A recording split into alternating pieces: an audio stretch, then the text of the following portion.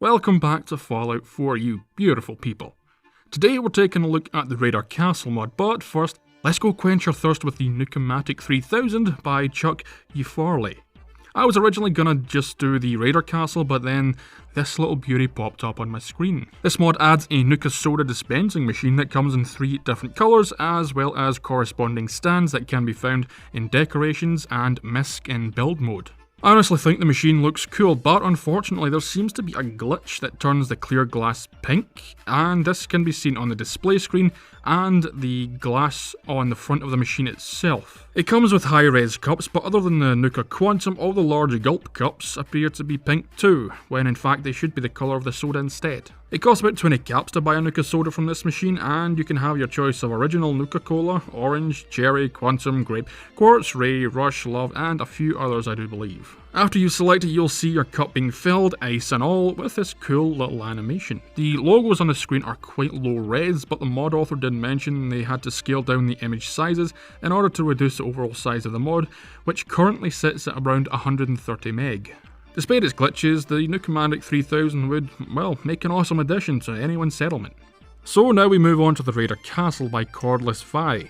This of course takes the vanilla castle and turns it into a Raider's wet dream settlement. It can sometimes load a bit slowly, but these things usually happen on console when large structures are added to the game. You'll notice a new gate has been added, and in all honesty I was impressed by the castle modifications even before I got inside. When you do get inside and you're on console, prepare for a bit of a frame drop. In fact, I believe it also happens just outside too. This is obviously because of the new additions, but to be honest it's still very much playable. You can tell right away that Raiders would occupy this place, but don't worry as there are no actual Raiders staying here. There's quite a bit going on here, so let's just take it one section at a time, and I'm sorry if the video looks a bit jumpy, it's the game frame rate as I mentioned a moment ago. Here we have the general marketplace on the ground floor, complete with chem dealer, equipment repair, ammo and armour, and you can even sink your teeth into a lovely bit of Brahmin. I do like the layout of the ground floor as everything is nice and close together and it's easy to remember where everything is, and you won't find yourself lost in some maze.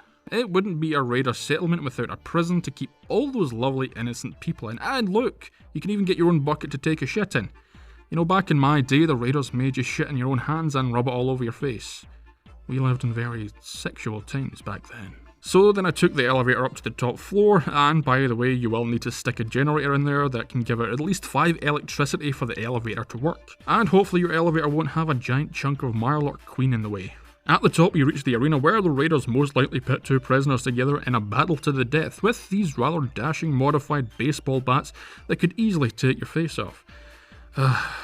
Like the glory days of Rome. We can go further up to the watchtowers and dining areas that have a considerable amount of loot that you can take and see the rest of the Mad Max style settlement in all its glory.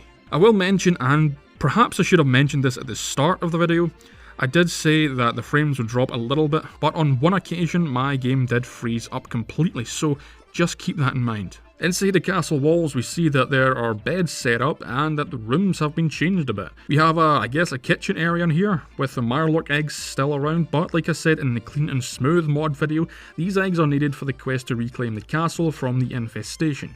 In the other room we have a boxing ring.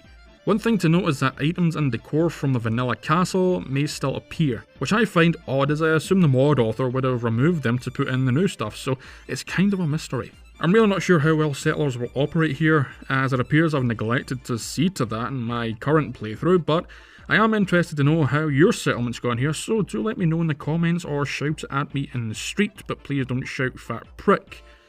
So that's it for our video today. I hope you enjoyed, and as usual the links to the mods are in the description. A very warm hello to any new subscribers, and with all that being said, I'll see you next time.